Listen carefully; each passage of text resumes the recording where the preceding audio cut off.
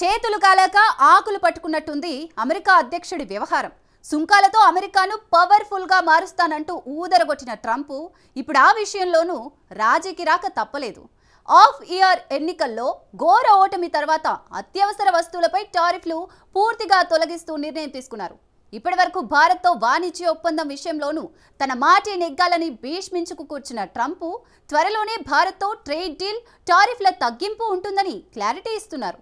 ఇవన్నీ Trump tariff వ్యూహాలు బెడిసి కొట్టడంతోనే అన్న చర్చ జరుగుతోంది. ఇంతకు అమెరికాను సుంకాలతో పవర్ఫుల్గా మారుస్తానన్న ట్రంప్ ఆ టారిఫ్ల విషయంలోనే ఎందుకు వెనక్కి తగ్గుతున్నారు? ట్రంప్ టారిఫ్ల వ్యూహం ఎలా బెడిసి కొట్టింది? Watch this. సుంకాల విషయంలో యూటర్న్ తీసుకున్న డొనాల్డ్ ట్రంప్. అత్యవసర వస్తువులపై టారిఫ్లు తొలగిస్తున్నట్టు ప్రకటన. డొనాల్డ్ ట్రంప్ సుంకాల వ్యూహం ఎందుకని బెడిసికొట్టింది? అక్టోబర్ 9వ తేదీన డొనాల్డ్ ట్రంప్కు అమెరికా లా మేకర్స్ ఓ లేఖ రాశారు. లేఖ రాసిన వారిలో అమెరికా కాంగ్రెస్ మహిళలు డెబోరా రాస్, రోఖన్నా నేతృత్వంలో 19 మంది సభ్యులున్నారు. భారత్తో దెబ్బతిన్న అమెరికా సంబంధాలను వెంటనే మెరుగుపరచాలని ట్రంప్ను డిమాండ్ చేశారు. భారత్పై పెంచిన సుంకాలను ట్రంప్ పాలనాధికారులు ఉపసంహరించుకోవాలని కూడా స్పష్టం చేశారు. సింపుల్ గా చెప్పాలంటే ఇండియాతో వీలైనంత త్వరగా విభేదాలను పరిష్కరించుకోవాలి అనేది అమెరికన్ చట్టసభ సభ్యుల లేఖ సారాంశం. ఆ లేఖ ఎందుకు రాశారో డొనాల్డ్ ట్రంప్ కు ఇప్పుడిప్పుడే తెలిసొస్తోంది. అందుకారణం తన టారిఫ్ వ్యూహాలు రివర్స్ కావడమే. అవును, మేక్ అమెరికా గ్రేట్ అగైన్ నినాదాన్ని నిజం చేసేందుకు ట్రంప్ ఎంచుకున్న సుంకాల వ్యూహం బెడిసి కొట్టింది. భారత్ సహా పలు దేశాలపై సంధించిన సుంకాలే శాపంగా మారుతున్నాయి. అమెరికా అధ్యక్షుడు ట్రంప్ సుంకాల విషయంలో రాజీకొచ్చారు. అత్యవసర వస్తువులపై టారిఫ్లను తొలగిస్తున్నట్టు ప్రకటించారు. కాఫీ, టీ, పళ్లు, కోకో, సుగంధ ద్రవ్యాలు, అరటిపండ్లు, నారింజలు, టమోటాలు, బీఫ్, అవకాడోలు, కొబ్బరికాయలు, పైనాపిల్స్, మరికొన్ని నట్స్, ఎరువులపై సుంకాలు ఎత్తేశారు. తక్షణమే ఇవి అమలుకి వస్తాయని కూడా చెప్పారు. ట్రంప్ ప్రభుత్వం భారత్ సహా పలు దేశాలపై 25% సుంకాలు విధించగా రష్యాతో చమురు వాణిజ్యం కొనసాగుతున్నందుకు అదనంగా ఇంకో 25% భారం మోపారు.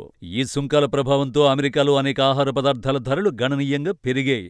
ఎన్బీసీ న్యూస్ నిర్వహించిన సర్వే ప్రకారం 63% అమెరికన్లు ధరల నియంత్రణ, ఆర్థిక వ్యవస్థ నిర్వహణలో ట్రంప్ విఫలమయ్యారని అభిప్రాయపడ్డారు. అయితే ట్రంప్ ఈ విమర్శలను పూర్తిగా తిరస్కరించారు. ఇవన్నీ డెమోక్రాట్లు చేస్తున్న మోసపూరిత ఆరోపణలుగా కొట్టిపారేశారు. బైడెన్ అధికార కాలంలో ద్రవ్యోల్బణం 19.7% చేరిందని గుర్తు చేశారు. ప్రస్తుత ద్రవ్యోల్బణం 3% వద్ద ఉన్నప్పటికీ కొన్ని ప్రధాన ఆహార ఉత్పత్తుల ధరలు ఇంకా అధికంగా ఉన్నాయని విమర్శలు వెల్లువెత్తుతున్నాయి. ఈ క్రమంలోనే అత్యవసర వస్తువులపై సుంకాలు ఎత్తేస్తున్నట్టు ప్రకటన చేశారు.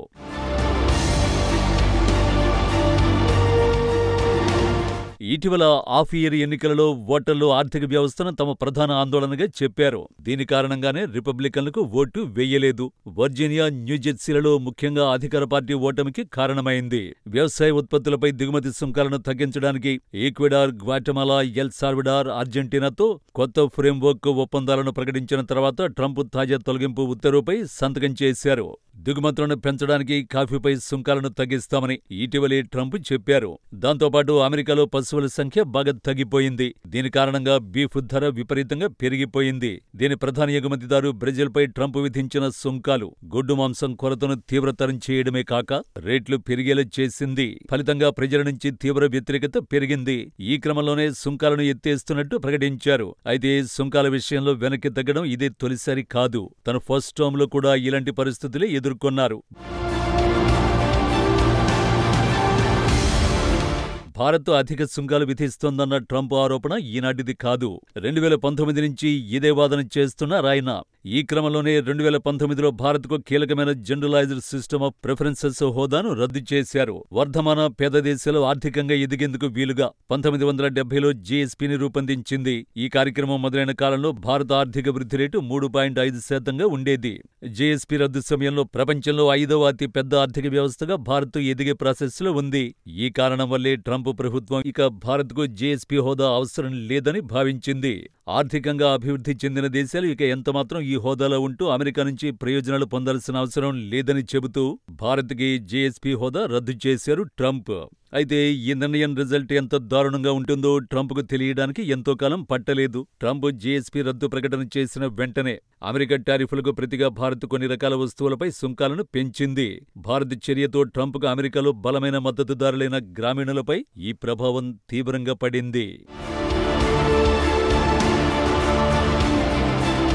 గత నెలలో రాసినట్టే 2019లోనూ అమెరికా చట్టసభలకు చెందిన 44 మంది ప్రతినిధులు ట్రంప్ నిర్ణయాన్ని తప్పుపట్టారు. అమెరికా పరిశ్రమలకు నష్టం కలగకుండా సత్వరమే చర్యలు చేపట్టాలని లేఖలో పేర్కొన్నారు. ఈ లేఖపై మొత్తం 26 మంది డెమోక్రేట్లు, 18 మంది రిపబ్లికన్లు సంతకాలు చేశారు. భారత్కు జీఎస్పీ హోదా తొలగించడం ద్వారా ఆర్థికంగానే కాక ఉద్యోగాల విషయంలోనూ అమెరికా తీవ్రంగా నష్టపోతోందని 44 మంది అమెరికన్ చట్టసభ్యులు వివరించారు.